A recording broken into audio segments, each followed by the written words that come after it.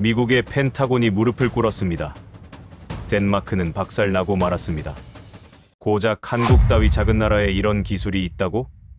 미국은 결국 20조 원을 잃었고 한국을 하청이 아닌 거인으로 인정했습니다.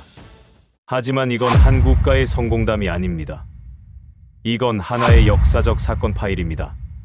얼음이 깨지는 소리, 비명처럼 갈라지는 북극의 바다, 그리고 어둠 속에서 떠오른 거대한 실루엣 하나. 이 한국의 비밀 기술로 인해 덴마크 장관은 공장 바닥에 주저앉았고 미국의 회의실도 침묵했습니다. 어떤 힘도 명분도 통하지 않는 순간이었습니다. 단 한 번의 판단이 세계 지도를 흔들었습니다. 그 중심에는 아무도 본 적 없는 그 기술, 아무도 예상 못한 기업, 그리고 한국이 끝까지 숨겨둔 그 비밀 기술이 있었습니다. 지금부터 그 위대한 이야기가 시작됩니다. 구독과 좋아요는 영상 제작에 큰 힘이 됩니다. 안녕하세요. 저는 펜타곤에서 전략 자산과 글로벌 안보 리스크를 분석해 온 마이클 번스입니다. 이 이야기는 제가 한국 땅을 밟는 순간부터 완전히 다른 차원으로 흘러가기 시작했습니다. 수십 년 동안 지도와 위성 사진과 숫자만 보며 살아온 저는 늘 냉정한 계산이 세상을 움직인다고 믿었지만 그날 창원의 공기에는 계산으로 설명되지 않는 무언가가 짙게 깔려 있었습니다. 겉으로 보기엔 거대한 공장과 크레인과 컨테이너가 이어진 평범한 산업도시였지만 그 안에는 우리가 전혀 읽어내지 못했던 질서가 흐르고 있었고 저는 그것을 뒤늦게 체감해야 했습니다. 이 모든 사건의 출발점은 덴마크의 치명적인 착각이었습니다. 덴마크는 우크라이나를 돕겠다는 명분 아래 프랑스 제3자르 자주포 19문을 통째로 넘겨주었고 그 순간 자국의 포병 전력은 텅 비어버렸습니다. 그 선택은 도덕적으로는 박수를 받을 수 있었지만 안보적으로는 자살에 가까운 판단이었고 발트해를 바라보는 북유럽의 긴장 속에서 덴마크는 점점 더 불안해졌습니다. 하지만 문제는 그들이 빈손이 된 뒤에도 자신들의 위치를 제대로 인식하지 못했다는 점이었습니다. 러시아의 움직임이 노골적으로 변하자 덴마크는 뒤늦게 대안을 찾기 시작했고 그 과정에서 한국이라는 이름을 다시 꺼내들었습니다. 그들이 한국을 떠올린 이유는 존중이 아니라 속도였습니다. 유럽 내부의 생산 능력은 한계에 부딪혔고 납기 지연이 반복되자 가장 빠르게 공급이 가능한 나라를 찾다가 한국이 눈에 들어온 겁니다. 하지만 덴마크는 한국을 여전히 아시아의 하청 기지처럼 바라보았습니다. 자신들이 필요한 무기를 주문하면 한국은 당연히 맞춰줄 것이고 가격과 일정만 맞추면 된다고 믿었습니다. 제가 워싱턴에서 받은 임무는 분명했습니다. 덴마크가 한국에서 구멍을 메우지 못하도록 조용히 막으라는 것이었습니다. 그 이유는 단순한 무기 문제가 아니라 북극과 그린란드를 둘러싼 거대한 판 때문이었습니다. 지도 위에서는 얼음 덩어리처럼 보이는 그 지역이 사실은 광물과 항로와 군사적 요충지가 겹친 핵심 자산이었고 미국은 오래전부터 그 가치를 주시하고 있었습니다. 덴마크가 한국 무기로 전력을 회복하면 협상력도 함께 살아나 미국의 계산이 복잡해질 수 있었기에 저는 한국행 비행기에 오르게 되었습니다. 솔직히 저는 한국이 쉽게 움직일 거라고 생각했습니다. 한미동맹이라는 말이 너무 익숙했고 한국은 늘 미국의 우려를 무겁게 받아들여 왔으니까요. 게다가 덴마크는 과거 한국의 K9 자주포 제한을 사실상 문전박대했던 전력이 있었고 이후 이스라엘 무기를 선택하면서 한국을 공개적으로 낮춰보았습니다. 그런 덴마크를 굳이 돕겠다고 나설 이유가 한국에 있을 리 없다고 저는 판단했습니다. 그래서 저는 짧은 메시지와 외교적 눈빛 몇 번이면 충분히 정리가 될 거라 믿었습니다. 그러나 창원으로 이동하는 동안 제 예상은 서서히 흔들리기 시작했습니다. 차창 밖으로 보이는 산업단지는 단순한 생산기지가 아니라 거대한 생태계처럼 움직이고 있었고 각종 설비와 물류가 물 흐르듯 이어지고 있었습니다. 특히 한화에어로스페이스 공장 주변의 분위기는 제가 상상했던 것과 완전히 달랐습니다. 과시나 호들갑이 아니라 차분한 자신감이 느껴졌고 그 자신감은 겉으로 드러나지 않는 힘에서 비롯된 것처럼 보였습니다. 덴마크 대표단은 공장 정문 앞에서부터 불편함을 드러냈습니다. 그들은 일국의 국방장관을 맞이하는 화려한 의전을 기대했지만 현실은 정반대였고 안내는 담담했으며 절차는 냉정했습니다. 그 순간 저는 덴마크의 얼굴에서 분노가 피어오르는 것을 보았습니다. 그 분노는 한국을 더 얕보게 만들었고 자신들의 요구를 더 당당하게 밀어붙이게 만들었습니다. 회의가 시작되자 덴마크는 마치 시장에서 물건을 흥정하듯 조건을 내세웠습니다. 가능한 한 빨리 자주포를 인도하라며 가격은 문제 삼지 않겠다고 했고 기존 계약을 뒤집어서라도 자신들을 우선순위에 올려달라고 요구했습니다. 그 태도에는 한국이 과거에 자신들을 무시했다는 자각도 자신들이 먼저 신뢰를 깼다는 반성도 없었습니다. 그저 필요할 때 찾아온 구매자라는 자신감만이 남아 있었습니다. 한국 측의 대응은 놀라울 정도로 차분했습니다. 그들은 덴마크의 요구를 감정적으로 반박하지 않았고 대신 절차와 신뢰라는 단어를 반복해서 꺼냈습니다. 이미 수년치 생산 물량이 계약으로 묶여 있고 기존 고객과의 약속을 깨면서까지 새로운 계약을 받을 수 없다고 설명했습니다. 그 말은 정중했지만 선은 분명했고 덴마크는 그 선을 이해하지 못한 채 점점 더 목소리를 높였습니다. 그때 저는 또 다른 변수가 움직이기 시작하는 것을 감지했습니다. 덴마크의 태도와 별개로 미국 내부에서도 한국을 향한 압박이 거세지고 있었기 때문입니다. 워싱턴에서는 덴마크를 도울 이유가 없었지만 한국이 무언가를 숨기고 있다는 의심이 커지고 있었고 그 의심이 곧 압력으로 바뀌려 하고 있었습니다. 저는 한국이 단순히 자주포 문제만으로 이렇게 단호하게 버티는 것이 아니라 더 큰 무언가를 지키고 있다는 느낌을 받기 시작했습니다. 이 단계에서는 아직 아무도 그 정체를 명확히 알지 못했습니다. 덴마크는 한국을 얕잡아보며 무리한 요구를 이어갔고 한국은 정중하지만 단호하게 거절했습니다. 그리고 저는 미국의 명령을 수행해야 한다는 부담 속에서 한국의 태도 변화를 주시하고 있었습니다. 그러나 이 모든 갈등은 앞으로 드러날 거대한 비밀 앞에서는 서막에 불과했습니다. 그날의 긴장은 공장 정문에서 끝난 것이 아니었습니다. 오히려 회의실로 이어지는 길고 차가운 복도에서 더 짙어졌죠. 덴마크는 여전히 자신들이 주인공이라고 믿고 있었고 한국은 겉으로는 정중했지만 결코 물러서지 않을 태도를 분명히 하고 있었습니다. 그 순간 저는 깨달았습니다. 이건 단순한 무기 거래가 아니라 신뢰와 자존심을 건 정면 충돌이라는 사실을 말입니다. 회의실 문이 열리자 차가운 공기가 먼저 우리를 맞이했습니다. 반듯하게 다려진 긴 테이블, 정갈하게 놓인 물병과 서류, 그리고 천장 조명 아래 반짝이는 유리벽까지 모든 것이 질서정연했죠. 하지만 그 질서 속에는 보이지 않는 긴장이 묻어 있었습니다. 덴마크 대표단은 당당하게 걸어들어와 자리를 잡았고 한국 실무진은 과장된 환대 없이 차분히 자리에 앉았습니다. 저는 테이블 끝자리에 앉아 두 나라의 표정을 번갈아 바라보았습니다. 덴마크 국방장관의 얼굴에는 여전히 자신감이 서려 있었고 한국 측의 표정에는 흔들림이 없었습니다. 이때 저는 묘한 예감을 느꼈습니다. 이건 단순한 무기 협상이 아니라 서로의 세계관이 충돌하는 순간이었죠. 회의가 시작되자 덴마크는 곧바로 본론을 꺼냈습니다.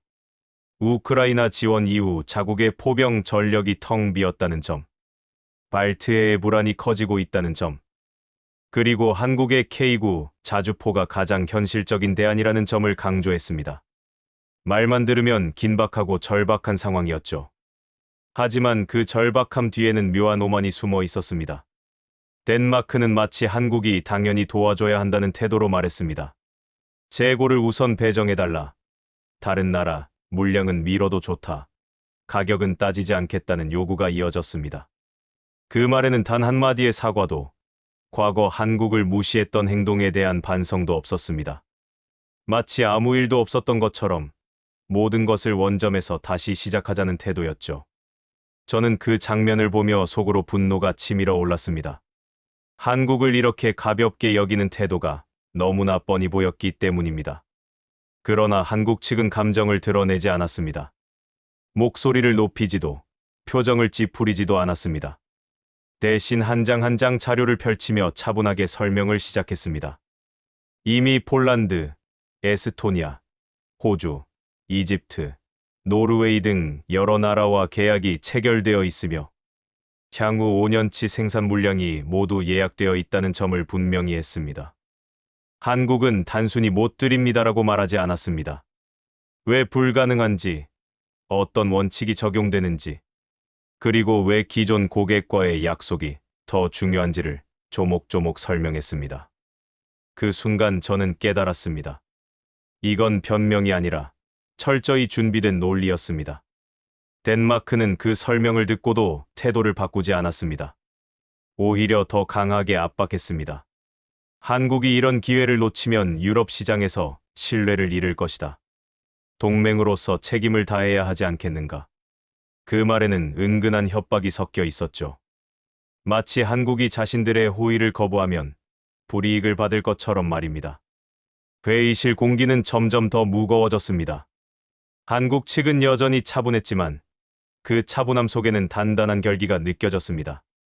그때 한국 실무자가 서류를 한 장 넘기며 조용히 입을 열었습니다. 그는 덴마크가 과거 K9 자주포 성능을 문제 삼았던 보고서를 언급했습니다. 덴마크는 그때 한국 장비가 혹한해서 제대로 작동하지 않았다고 주장했고, 그 이유로 이스라엘 무기를 선택했다고 설명한 바 있었습니다. 한국 측은 그 보고서가 사실과 다르다는 점을 차분히 지적했습니다. 실제 문제는 장비 결함이 아니라 덴마크 측의 운용 절차 미준수였다는 분석 결과를 내밀었습니다. 그 순간 덴마크 장관의 얼굴이 미세하게 굳어졌습니다. 회의실 안의 공기가 한층 더 차가워졌죠. 저는 그 장면을 보며 심장이 빠르게 뛰기 시작했습니다. 이건 단순한 반박이 아니라 과거의 거짓을 정면으로 겨냥한 공격이었기 때문입니다. 그리고 그때 제가 몰랐던 또 다른 흐름이 움직이기 시작했습니다. 워싱턴에서 날아온 메시지가 제 보안폰을 울렸죠. 펜타곤은 한국이 지나치게 단호하게 버티는 이유를 의심하기 시작했습니다. 단순한 자존심 문제가 아니라 무언가 숨겨진 카드가 있는 것 아니냐는 의문이 커지고 있었습니다. 그 의심은 곧 압박으로 변했습니다. 미국 내부에서는 한국의 방산 기업 전체에 대한 기술 감사를 검토하겠다는 말까지 나왔습니다. 저는 그 지시를 들으며 마음이 무거워졌습니다. 이건 협상이 아니라 힘으로 누르려는 시도였으니까요. 회의실로 돌아오자 덴마크는 여전히 요구를 멈추지 않았습니다. 돈을 더 주겠다는 말까지 꺼냈지만 한국은 흔들리지 않았습니다. 한국의 태도는 분명했습니다. 이건 돈 문제가 아니라 신뢰 문제라는 것이었죠. 그때 저는 처음으로 확신했습니다. 한국은 단순히 자주포 계약을 거절하는 것이 아니라 훨씬 더 큰 판을 그리고 있다는 사실을 말입니다. 덴마크는 그 사실을 전혀 눈치채지 못했습니다. 그들은 여전히 자신들이 주도권을 쥐고 있다고 믿었죠. 하지만 저는 회의실 구석에서 서늘한 예감을 느꼈습니다. 이 회의는 단순한 무기 거래로 끝나지 않을 것이 분명했기 때문입니다. 바로 이 지점에서 이야기는 조용히 새로운 국면으로 넘어갔습니다. 덴마크의 오만, 한국의 침착, 그리고 미국의 의심이 한꺼번에 얽히기 시작했기 때문입니다. 이제부터는 덴마크의 주장이 어떻게 완전히 뒤집히는지, 그리고 제가 처음으로 한국이 숨겨둔 진짜 비밀을 감지하게 된 순간을 말씀드리겠습니다. 그때 저는 아직 몰랐습니다. 이 회의가 세계 지도를 흔드는 거대한 사건의 출발선이라는 사실을 말입니다. 회의실의 공기는 더 이상 협상의 온도가 아니었습니다. 서로의 입장을 조율하는 자리가 아니라 누가 진실을 쥐고 있는지를 겨루는 장이 되어 있었죠. 덴마크는 여전히 자신들의 요구가 정당하다고 믿었고, 한국은 침착했지만 물러서지 않았으며, 미국은 뒤에서 상황을 면밀히 지켜보며 계산을 다시 시작하고 있었습니다. 그리고 바로 이 순간, 판의 성격이 완전히 달라졌습니다. 단순한 자주포 거래가 아니라 기술과 신뢰, 그리고 주도권을 둘러싼 충돌로 변하기 시작했기 때문입니다. 회의실의 조명이 한 단계 낮아지자 공간 전체가 낯선 긴장감에 잠겼습니다. 탁자 위에 놓인 서류들은 여전히 단정하게 정리돼 있었지만 공기 자체는 이미 협상의 온도가 아니었죠. 정면에 대형 스크린이 서서히 밝아지면서 덴마크 국방부의 과거 보고서가 첫 장면으로 떠올랐습니다. 몇 년 전 혹한 시험 당시 촬영된 장면. 눈보라 속에서 시동이 걸리지 않는 자주포. 그리고 굵은 자막으로 적힌 문구가 화면을 가득 채웠습니다. 한국산 K9 결함 의혹. 덴마크 언론이 대서특필했던 바로 그 장면이었죠. 회의실 한쪽에 앉아있던 덴마크 대표단은 묘한 안도감을 드러냈습니다. 마치 이 자료만 있으면 다시 판을 뒤집을 수 있다고 믿는 듯했습니다. 그들은 여전히 자신들이 피해자라는 태도를 버리지 않았습니다. 한국이 성능을 과장했고 덴마크가 속았다는 식의 논리가 은근히 깔려 있었죠. 하지만 한국 측의 표정은 전혀 흔들리지 않았습니다. 누군가 반박을 시작하기도 전에 화면이 조용히 전환되었습니다. 이번에는 핀란드 북부 라플란드 지역의 실제 훈련 영상이 재생됐습니다. 영하 30도가 넘는 혹한 속에서도 K9는 거침없이 움직였고 포시는 안정적으로 표적을 타격했으며 차체는 눈과 얼음을 가르며 전진했습니다. 그 장면은 덴마크 영상과 극명하게 대비되었습니다. 곧이어 노르웨이의 실전 배치 사진, 그리고 최근 에스토니아가 도입을 결정한 K9 관련 공식 발표 자료가 화면에 차례로 등장했죠. 단순한 홍보 영상이 아니었습니다. 각국 군의 공식 운용 기록과 유지보수 데이터가 함께 제시되었습니다. 그제야 회의실의 분위기가 완전히 바뀌기 시작했습니다. 한국 측 관계자는 여전히 차분했지만 스크린에 띄운 그래프 하나하나는 날카로운 칼날 같았습니다. 혹한 시험 당시 덴마크가 사용한 윤활유 규격, 사전 예열 절차 미행 기록, 그리고 정비 매뉴얼을 제대로 따르지 않았던 로그 데이터가 하나씩 드러났죠. 이것은 단순한 변명이 아니라 냉정한 데이터 분석이었습니다. 덴마크 장관의 표정은 점점 굳어졌습니다. 그의 손에 들린 만년필은 더 이상 움직이지 않았고 옆자리에 앉은 수행원들은 서로 눈치를 보며 고개를 숙였습니다. 그때 저는 처음으로 이 회의가 단순한 무기 협상이 아니라는 걸 분명히 깨달았습니다. 이건 기술을 두고 다투는 자리가 아니라 신뢰와 자존심을 건 국가 간 대결이었습니다. 한국은 소리를 높이지 않았습니다. 대신 사실을 쌓아 올렸고 그 사실이 덴마크의 주장을 하나씩 무너뜨렸습니다. 그 사이 미국 대표단의 표정도 묘하게 변했습니다. 처음에는 덴마크 편에 서 있던 태도가 점점 신중하고 계산적으로 바뀌고 있었죠. 특히 펜타곤 관계자들은 화면을 유심히 바라보며 메모를 이어갔습니다. 그들의 시선에는 더 이상 한국을 하청기지 정도로 보는 경멸이 남아있지 않았습니다. 대신 묘한 경계심이 자리 잡기 시작했습니다. 이 나라가 정말 우리가 알고 있던 그 한국이 맞는가 하는 의문이었죠. 그 순간 제 보안폰이 다시 진동했습니다. 워싱턴에서 내려온 새로운 지시는 이전과 결이 달랐습니다. 단순히 덴마크를 막으라는 명령이 아니라 한국이 무엇을 숨기고 있는지 반드시 확인하라는 압박이 담겨 있었습니다. 그 지시는 곧 이 회의의 성격을 완전히 바꿔 놓았습니다. 자주포 문제는 이제 표면적인 갈등일 뿐, 그 아래에 더 거대한 무언가가 숨어 있다는 직감이 들었기 때문입니다. 회의실 한쪽 유리창 너머로는 창원공단의 거대한 설비들이 보였습니다.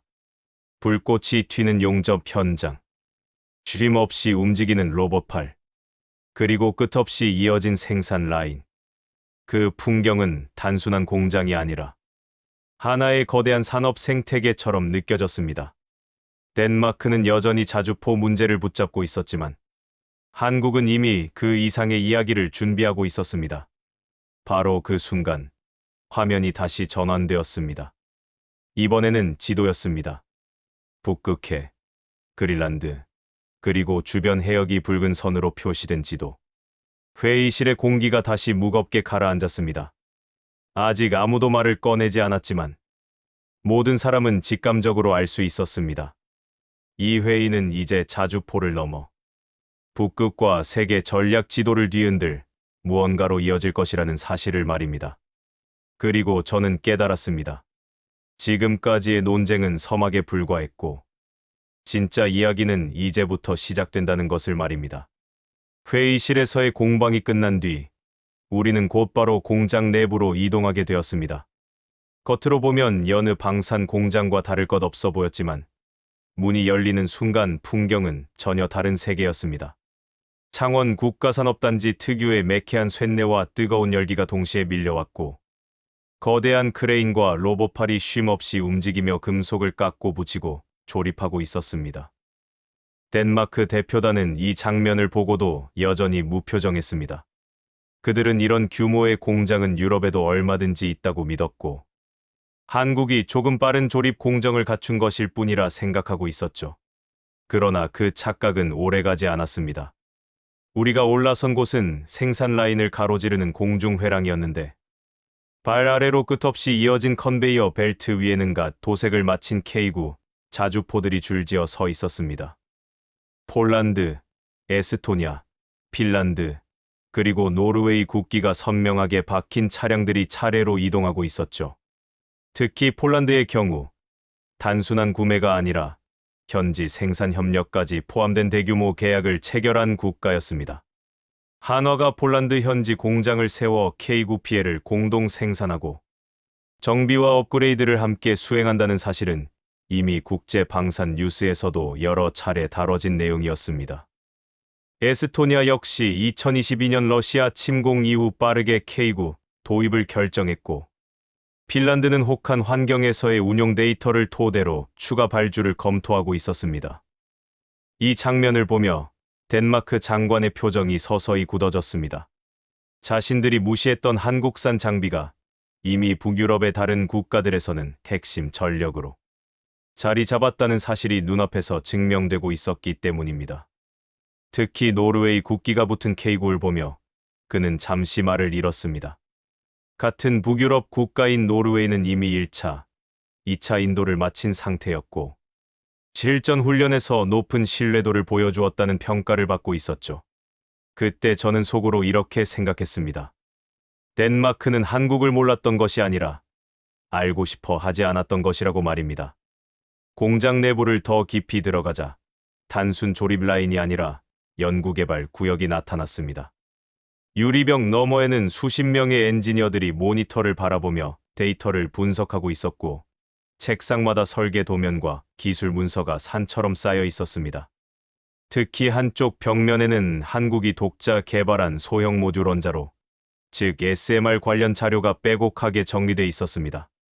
이는 공상과학이 아니라 실제 한국 정부와 한국원자력연구원이 수년간 개발해 온 SMART 원자로 프로젝트와 연결되는 흐름이었습니다. 이미 사우디아라비아와의 협력 논의가 있었고, 한국형 SMR 기술이 국제 원자력 기구 기준을 충족했다는 평가도 공식적으로 발표된 바 있었습니다. 그 자료를 본 미국 측 인사들의 표정이 미묘하게 변했습니다. 그들은 한국이 단순한 방산 제조국이 아니라 차세대 에너지 기술까지 확보한 국가라는 사실을 뒤늦게 깨닫고 있었죠. 그러나 진짜 충격은 아직 오지 않았습니다. 공장을 나와 바다 쪽으로 향하는 통로를 따라 걷자 거대한 도크가 모습을 드러냈습니다. 그곳에는 상선이나 군함과는 전혀 다른 형태의 선체가 자리 잡고 있었습니다. 선수는 둥글면서도 강하게 각이 잡혀 있었고, 일반 선박보다 훨씬 두꺼운 강판이 사용된 것이 한눈에 보였습니다. 이 배는 단순한 선박이 아니라 극지방의 얼음을 깨며 항해할 수 있는 쇄빙선 형태였습니다. 한국은 이미 2009년 세계 최상급 쇄빙 연구선인 아라오노를 건조한 경험이 있었고, 남극과 북극에서 지속적으로 과학 탐사를 수행해 온 국가였습니다. 따라서 한국이 쇄빙 기술을 갖고 있다는 사실 자체는 새로운 것이 아니었지만, 눈앞에 놓인 이 선박은 그 차원을 넘어서는 규모였습니다. 덴마크 장관은 그 거대한 선체를 바라보며 아무 말도 하지 못했습니다. 그가 원했던 것은 단순한 자주포였지만, 한국은 그보다 훨씬 큰 판을 준비하고 있었기 때문입니다. 이 쇄빙선은 단순히 얼음을 깨기 위한 배가 아니었습니다.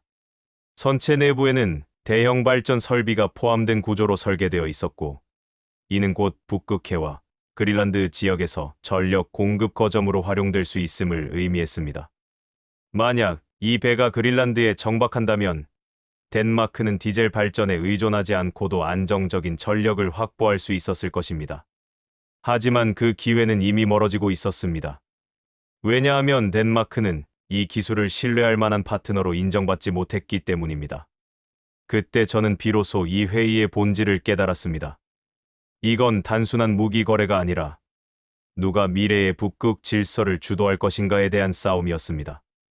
미국은 처음에는 덴마크를 앞세워 한국을 압박하려 했지만 눈앞의 현실을 보며 점점 태도를 바꾸기 시작했습니다. 이 기술을 무시할 수 없다는 사실, 그리고 한국이 더 이상 미국의 하청 국가가 아니라는 점이 분명해졌기 때문입니다.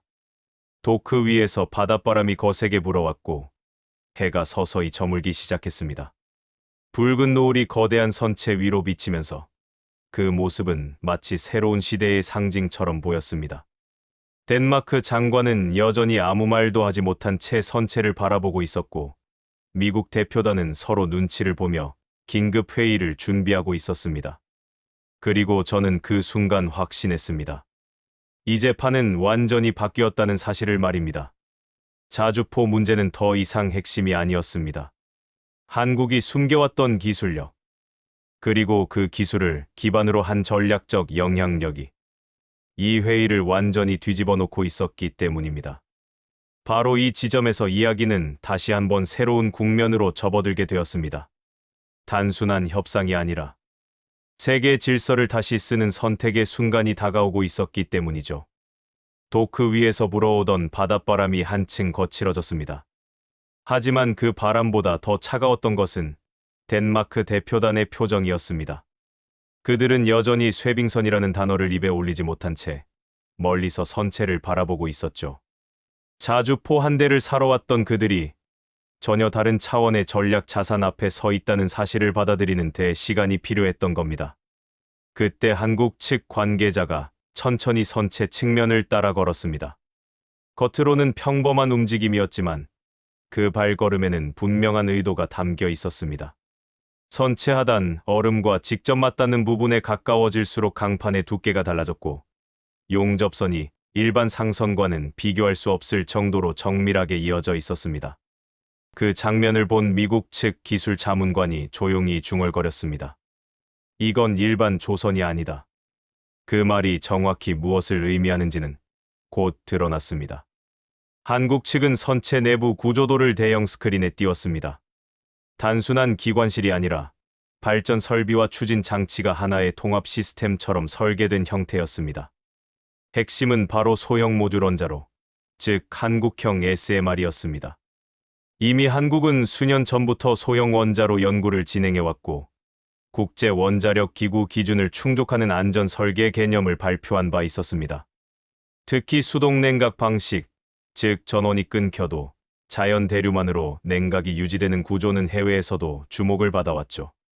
그런데 이 쇄빙선에는 그 개념이 단순 실험이 아니라 실제 탑재 기술로 적용돼 있었습니다. 화면에는 한 가지 수치가 크게 표시됐습니다. 200메가와트. 이는 대략 10만 명이 거주하는 도시가 안정적으로 사용할 수 있는 전력량이었습니다. 즉, 이 배 한 척이 움직이는 발전소 역할을 할 수 있다는 뜻이었죠.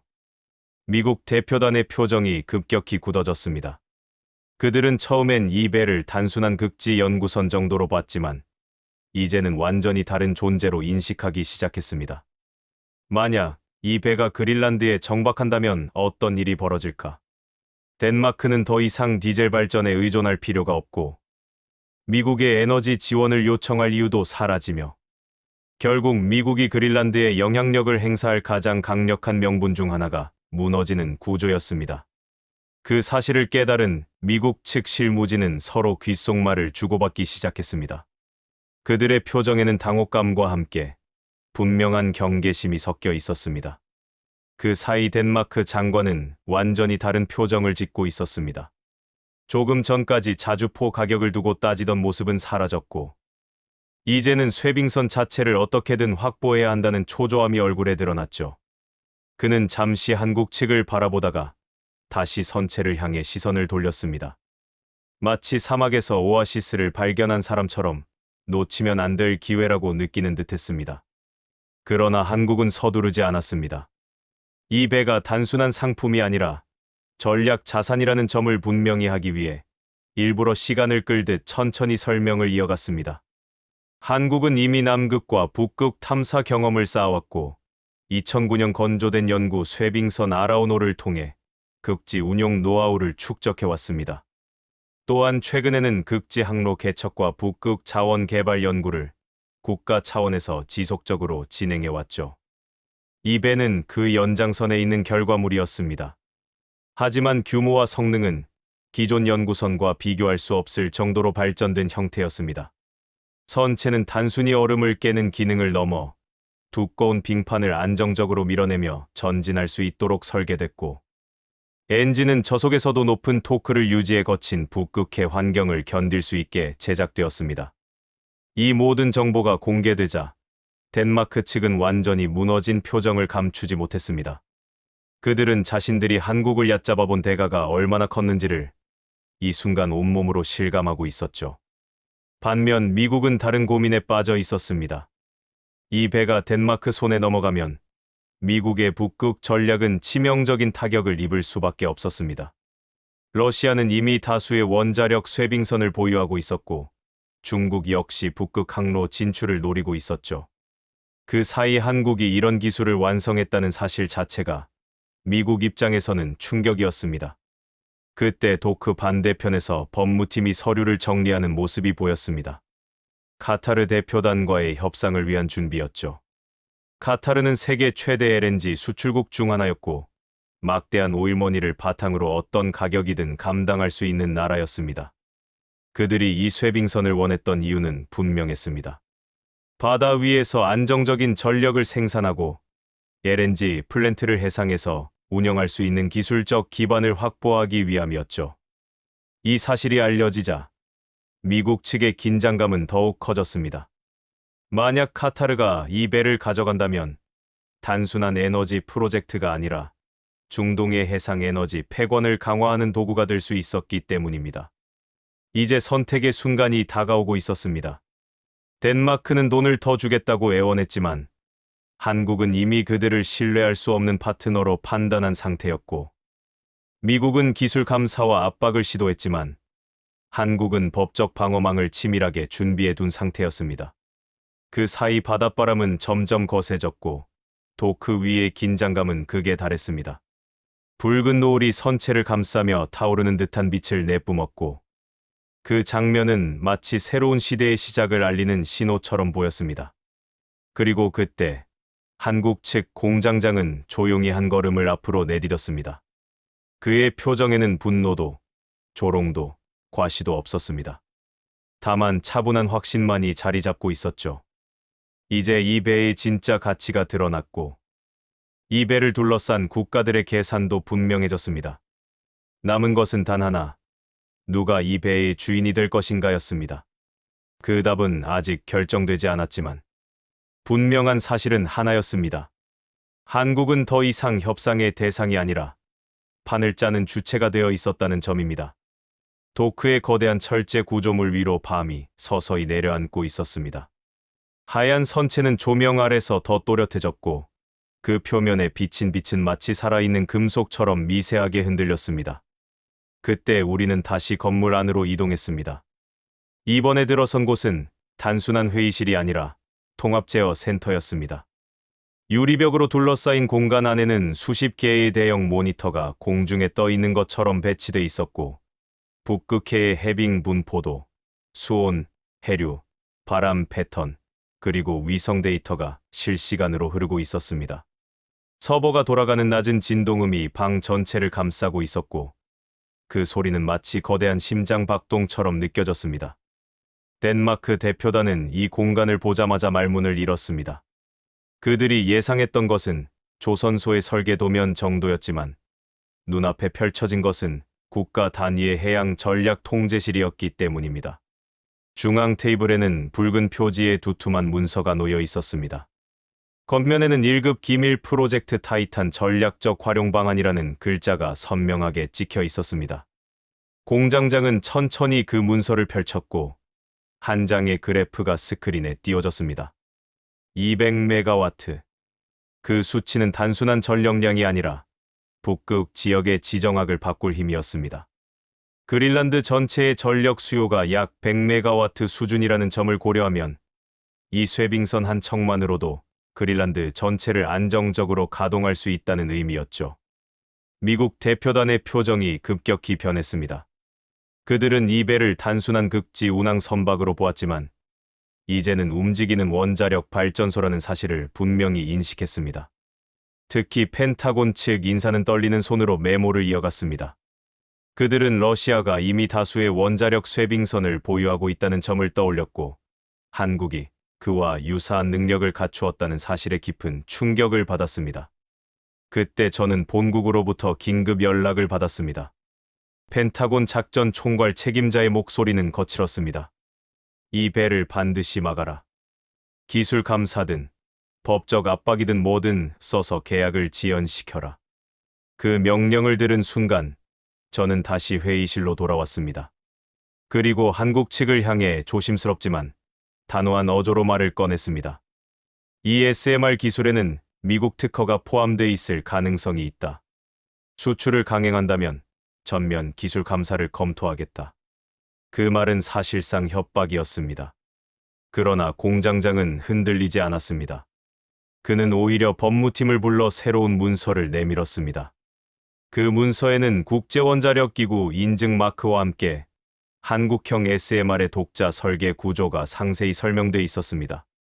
특히 수동형 자연순환 냉각 방식, 외부 전원 없이도 원자로를 안정화할 수 있는 구조, 그리고 미국식 가압수로와는 전혀 다른 설계 개념이 명확히 정리돼 있었습니다. 더 나아가 이 기술이 웨스팅하우스 특허 만료 이후 독자적으로 개발됐다는 법률 검토 의견도 첨부돼 있었습니다. 한국은 단순히 기술만 만든 것이 아니라 미국이 딴지를 걸 수 없도록 법적 방패까지 치밀하게 준비해 두었던 것입니다. 그 순간 미국 측은 말을 잃었습니다. 단순한 압박이 통하지 않는다는 사실을 깨달았기 때문입니다. 그때 공장장은 우리를 다시 연구실 유리벽 앞으로 데려갔습니다. 그곳에는 여전히 수십 명의 연구원들이 밤을 지새우며 작업하고 있었고 어떤 이는 링거를 맞은 채 키보드를 두드리고 있었습니다. 책상 위에는 에너지 음료 캔이 산처럼 쌓여 있었고 벽에는 피처럼 붉은 글씨가 적혀 있었습니다. 다시는 무시당하지 않는다. 다시는 구걸하지 않는다. 그 장면은 어떤 군사력이나 기술 수치보다도 강력했습니다. 덴마크 장관은 그 모습을 보며 완전히 무너진 표정을 지었습니다. 그가 내밀던 백지수표는 더 이상 의미가 없었습니다. 한국이 요구한 것은 돈이 아니라 신뢰였기 때문입니다. 이때 공장장은 덴마크를 향해 차분히 말했습니다. 귀국은 파트너를 물건처럼 다뤘다. 필요할 때만 찾고 마음에 들지 않으면 버렸다. 그 말 한마디가 회의실을 얼어붙게 만들었습니다. 덴마크는 결국 정중하게 퇴장당했습니다. 보안 요원이 안내했고 그들은 컵라면 한 박스를 들고 떠났습니다. 이제 방에는 미국과 한국만 남았습니다.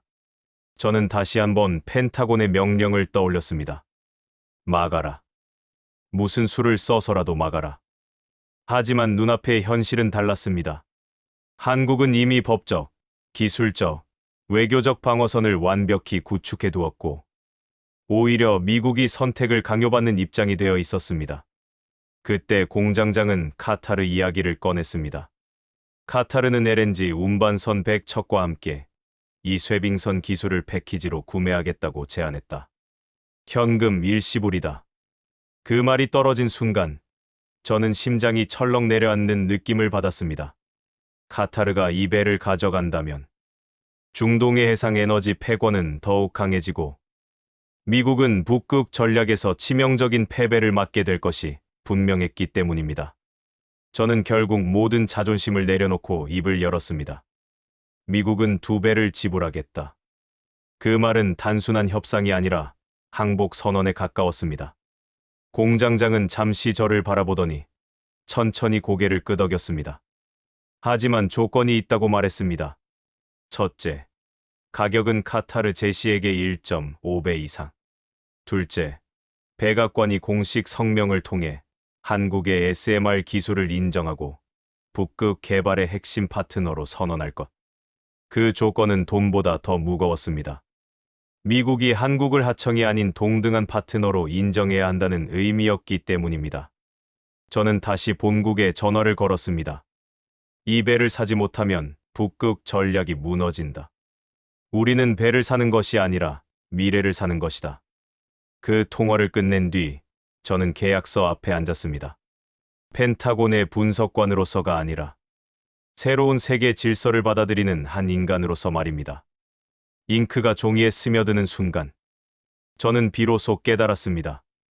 이 배의 진짜 주인은 서류상의 미국이 아니라 이 기술을 만든 한국의 엔지니어들이라는 사실을 말입니다. 창밖에서는 여전히 불꽃이 튀고 있었고 밤이 깊어질수록 공장의 불빛은 더 강렬해졌습니다. 그 빛은 단순한 산업의 빛이 아니라 한 나라가 스스로를 지키기 위해 흘린 땀의 결정체였습니다. 저는 만년필을 내려놓고 천천히 고개를 들었습니다. 그리고 유리 너머에서 여전히 일하고 있는 연구원들을 바라보며 조용히 마음속으로 말했습니다. 우리는 패배한 것이 아니라 당신들의 힘을 인정한 것이라고 말입니다. 창원 도크의 밤은 점점 더 깊어지고 있었습니다. 조선소 전체가 거대한 생명체처럼 숨을 쉬고 있었고 타이탄의 하얀 선체는 어둠 속에서 오히려 더 또렷하게 빛났습니다. 그 빛은 화려함이 아니라 오래 버틴 금속의 무게처럼 묵직했습니다. 계약서에 서명한 뒤에도 나는 자리를 쉽게 떠날 수 없었습니다. 펜타곤의 분석관이라는 직함은 여전히 내 명함에 있었지만 머릿속의 기준선이 완전히 바뀌어 버렸기 때문입니다. 이건 단순한 방산거래가 아니었습니다. 힘의 축이 이동하는 순간을 내가 현장에서 목격하고 있다는 감각이 분명했습니다. 나는 다시 통합 제어센터를 바라보았습니다. 수십 개의 모니터에는 북극해의 실시간 데이터가 흐르고 있었고 빙하 두께, 계절별 해빙 변화, 해류 방향, 그리고 타이탄의 예상 항로가 겹겹이 표시돼 있었습니다.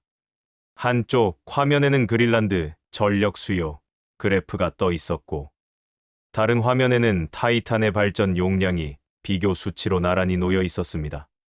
그때 나는 분명히 알게 되었습니다. 이 배는 단순한 쇄빙선이 아니라 북극을 바라보는 시각 자체를 바꾸는 플랫폼이었습니다. 그 순간 내 위성 전화가 울렸습니다. 백악관 국가안보보좌관의 직통 라인이었습니다. 목소리에는 더 이상 명령조가 없었습니다. 대신 낮고 무거운 현실 인식이 담겨 있었습니다. 우리는 한국과 공식 계약을 추진한다. 규모는 약 20조 원 수준이 될 것이다. 단순 구매가 아니라 공동 운용과 공동 연구를 포함한다. 그 말을 듣는 순간 나는 직감적으로 알았습니다. 이건 돈을 주고 배를 사는 거래가 아니라 관계를 다시 쓰는 계약이었습니다. 나는 곧바로 회의실로 돌아갔습니다. 테이블 위에는 이미 새로운 초안이 놓여 있었습니다. 제목은 단순했습니다. 미국 한국 북극 전략 협력 계약. 금액은 명확했습니다. 약 20조 원 규모. 하지만 그보다 중요한 문장은 뒤에 있었습니다. 한국형 SMR 기술을 미국이 공식적으로 인정한다. 타이탄 운용 데이터는 공동 관리한다. 북극 인프라 구축에서 한국을 핵심 파트너로 둔다. 이 문장은 사실상 항복문이 아니라 동등선언이었습니다. 공장장은 서류를 넘기며 조용히 말했습니다. 우리는 돈을 팔지 않는다. 신뢰를 판다. 그 말은 과장이 아니었습니다. 이미 한국은 법적 기술적 방어선을 완벽히 구축해 놓은 상태였기 때문입니다. 계약 조건에는 이런 조항도 포함되어 있었습니다. 미국은 한국형 SMR의 안전성을 공개 인정한다. 백악관 공식 성명으로 한국을 북극 에너지 핵심 파트너로 규정한다. 기술 이전이 아니라 공동 개발 형태로 협력한다. 한국 기업의 지분과 의사결정권을 보장한다. 이 조항을 읽는 순간 나는 비로소 깨달았습니다. 미국은 더 이상 한국을 관리하려 하지 않았습니다. 함께 가기로 선택한 것이었습니다. 서명이 끝난 뒤 공장장은 나를 다시 연구실 유리벽 앞으로 데려갔습니다. 여전히 몇몇 연구원들은 자리를 지키고 있었고 어떤 이는 링거를 맞은 채 키보드를 두드리고 있었습니다. 화이트보드에는 붉은 글씨가 선명했습니다. 다시는 무시당하지 않는다. 다시는 구걸하지 않는다. 그 문장은 정치 구호가 아니라 한 세대의 각오처럼 느껴졌습니다. 나는 그 문장을 오래 바라보았습니다. 그때 백악관 브리핑이 시작되었습니다. 공항의 대형 스크린, 휴대전화, 회의실 모니터에 동시에 같은 장면이 떴습니다. 대변인은 또렷하게 말했습니다. 미국은 한국을 북극 에너지, 인프라의 핵심 파트너로 인정한다. 한국형 SMR은 국제 기준에 부합하며 양국은 안전과 비확산 원칙 아래 공동 협력을 추진한다. 자막 아래에는 외신 헤드라인이 줄지어 흘렀습니다. 로이터, 블룸버그, 파이낸셜 타임스, NHK, 알자지라까지 모두 같은 메시지를 전했습니다. 하청국가라는 표현은 사라졌습니다. 대신 전략적 파트너라는 단어가 반복되었습니다.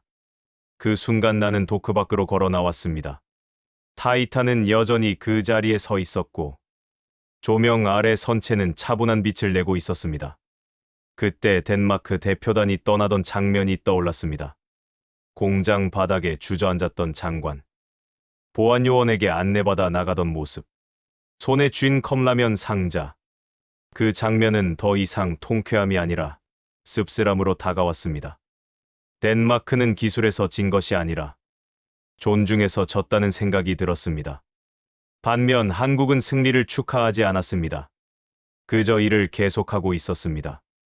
나는 다시 유리벽 앞에 섰습니다. 한 젊은 엔지니어가 모니터를 바라보며 수식을 수정하고 있었습니다. 손가락에는 반창고가 감겨 있었고 책상에는 에너지 음료 캔이 쌓여 있었습니다. 그는 나를 의식하지 않았습니다. 오직 데이터와 설계도만 보고 있었습니다. 그 순간 나는 깨달았습니다. 이 배의 진짜 힘은 200메가와트도, 원자로도, 강판 두께도 아니었습니다. 그건 바로 저 사람들의 태도였습니다. 포기하지 않는 집념, 무시당하지 않겠다는 결의, 그리고 국가를 지키겠다는 책임감. 나는 지갑에서 1달러 지폐를 꺼내 유리 난간 위에 조용히 올려두었습니다.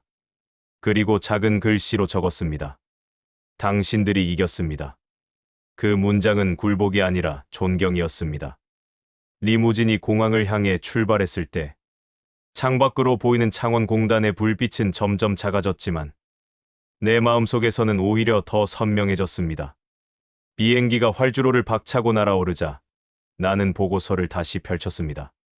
제목은 이미 정해져 있었습니다. 북극해 전략 수정, 독수리와 호랑이의 공존. 마지막 문장을 천천히 읽었습니다. 미국은 더 이상 한국을 보호의 대상으로 보아서는 안 된다. 그들은 이미 동등한 거인이 되었으며 때로는 우리를 앞서는 존재가 되었다. 창밖으로 펼쳐진 구름 사이로 서울의 불빛이 작게 반짝였습니다. 그 빛은 차갑지 않았습니다. 따뜻하고 단단하고 흔들리지 않는 빛이었습니다. 나는 좌석에 몸을 깊이 묻으며 조용히 생각했습니다. 이 계약은 20조의 거래가 아니라 세상이 바뀌었음을 인정한 순간이었음을 말씀드립니다.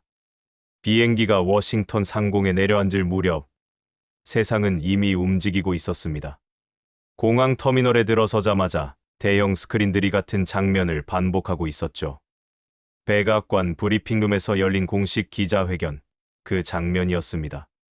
대변인은 또렷한 목소리로 말하고 있었습니다. 미국은 한국을 북극 에너지, 인프라의 핵심 파트너로 인정한다. 한국형 소형 모듈 원자로 기술은 국제 기준에 부합하며 양국은 안전 비확산 원칙 아래 공동 협력을 추진한다. 자막 아래에는 주요 외신 헤드라인이 줄지어 흘렀습니다. 로이터, 블룸버그, 파이낸셜 타임스, NHK, 알자지라까지 모두 같은 메시지를 전하고 있었죠. 하청국가라는 단어는 더 이상 보이지 않았습니다. 대신 전략적 파트너, 기술 선도국, 북극 질서의 새로운 축이라는 표현이 반복되었습니다. 나는 공항 카페에 앉아 휴대전화로 실시간 뉴스를 스크롤했습니다. 폴란드 국방부는 이미 성명을 냈습니다.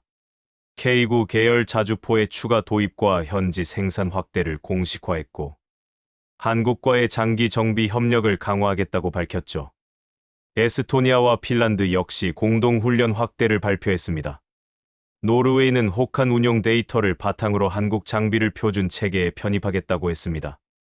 반대로 덴마크 소식은 어두웠습니다. 국방장관은 의회 청문회에 불려나갔고, 야당은 북극 전략 실패와 무기 조달 판단 오류를 강하게 질타했습니다. 현지 언론은 이런 제목을 달고 있었습니다. 우리는 한국을 과소평가했다. 그 대가는 20조가 아니라 국가 신뢰였다. 나는 그 문장을 오래 바라보았습니다. 덴마크가 무너진 이유는 단순히 기술이 부족해서가 아니었습니다. 파트너를 존중하지 않았고, 사과하지 않았고, 스스로를 바꾸지 않았기 때문이었습니다. 반면 한국은 다른 길을 택했습니다. 그들은 분노를 외침으로 드러내지 않았고, 과시를 화려한 연출로 포장하지도 않았습니다. 대신 데이터와 절차, 법과 표준, 그리고 집요한 기술 축적으로 답을 만들었습니다. 며칠 뒤 나는 다시 백악관 상황실에 불려갔습니다. 거기에는 국방부, 에너지부, 국무부 인사들이 모두 모여 있었죠. 벽면 스크린에는 창원 도크에서 촬영된 타이탄의 모습이 떠 있었습니다. 누군가 조용히 말했습니다. 이 배는 단순한 선박이 아니다. 우리가 북극을 바라보는 방식을 바꿨다. 보고서에는 숫자가 줄지어 적혀 있었습니다. 200메가와트의 안정 전력, 수동형 자연순환 냉각, IAEA 기준 충족, 극지 항해 1만 해리 이상 운용 가능, 영하 40도 환경 검증 완료. 하지만 그 수치보다 더 무거운 문장이 마지막 페이지에 적혀 있었습니다. 한국은 더 이상 보호의 대상이 아니다. 그들은 규칙을 만드는 쪽이다. 나는 만년필을 들고 그 문장 아래에 서명했습니다. 그 순간 이상한 감정이 밀려왔습니다. 패배감이 아니라 안도감에 가까웠습니다. 우리가 현실을 인정했다는 안도감, 그리고 더 이상 억지로 누르지 않아도 된다는 해방감이었죠. 며칠 뒤 나는 다시 한국행 비행기에 올랐습니다. 이번에는 협상도, 감사도, 압박도 없었습니다. 순수한 방문이었습니다. 창원 공장에 도착하자 연구실의 불빛은 여전히 환했습니다. 어떤 이는 여전히 키보드를 두드리고 있었고, 어떤 이는 타이탄의 운용 시뮬레이션을 수정하고 있었죠. 나는 조용히 유리벽 앞에 섰습니다. 그때 한 젊은 엔지니어가 고개를 들어 나를 바라보았습니다. 그의 눈에는 피로가 묻어 있었지만 흔들림은 없었습니다. 나는 조용히 고개를 숙였습니다. 그는 말없이 고개를 끄덕였을 뿐입니다. 도크로 나오자 타이탄은 여전히 그 자리에 서 있었습니다. 하얀 선체가 햇빛을 받아 눈부시게 빛났죠. 하지만 그 빛은 과시가 아니었습니다. 차분한 확신에 가까웠습니다. 멀리 바다 너머로 북극의 바람이 불어오고 있었고, 그 바람은 더 이상 적대적이지 않았습니다. 나는 잠시 눈을 감고 깊게 숨을 들이마셨습니다. 이 사건은 한 척의 배가 아니라 한 나라의 위상이 바뀐 순간이었습니다. 한국은 더 이상 누군가의 허락을 기다리지 않았습니다. 그들은 스스로 길을 만들었고, 그 길 위에 세계가 서게 했습니다. 저녁이 되자 창원 공단의 불빛이 하나둘 켜졌습니다. 용접 불꽃이 튀고, 크레인이 움직이고, 컨베이어가 돌아갔죠. 그 빛은 단순한 산업이 아니라 역사가 움직이는 장면처럼 보였습니다. 나는 공항으로 돌아가는 차 안에서 마지막 메모를 남겼습니다. 타이탄은 배가 아니라 선원이었다. 그리고 한국은 이제 그 선언의 주체였다. 비행기가 이륙할 때 창밖으로 보이는 불빛이 점점 작아졌습니다. 하지만 마음속에서는 오히려 더 커지고 또렷해졌습니다. 워싱턴으로 돌아온 뒤 나는 책상 서랍에서 오래된 사진을 꺼냈습니다. 젊은 시절, 냉전의 한복판에서 찍은 사진이었습니다. 그때의 세계는 힘이 곧 정의였고 강한 자가 규칙을 만들었습니다. 하지만 지금 내 앞에 놓인 보고서는 다른 말을 하고 있었습니다. 신뢰가 힘이 되고 기술이 외교가 되며 존중이 안보가 되는 시대. 나는 그 보고서를 천천히 덮었습니다. 그리고 조용히 창밖을 바라보았습니다. 타이탄이 향할 북극의 얼음은 여전히 차가웠지만 그 위를 가르는 길은 더 이상 일방적이지 않았습니다. 그 길에는 한국이 있었고 미국이 있었고 그리고 서로를 동등하게 바라보는 시선이 있었습니다. 이 모든 과정을 지켜본 한 사람으로서 저는 이렇게 정리할 수 있었습니다. 이 사건은 누가 이겼고 누가 졌는지를 가르는 싸움이 아니라 세상이 바뀌었음을 확인한 순간이었음을 말씀드립니다.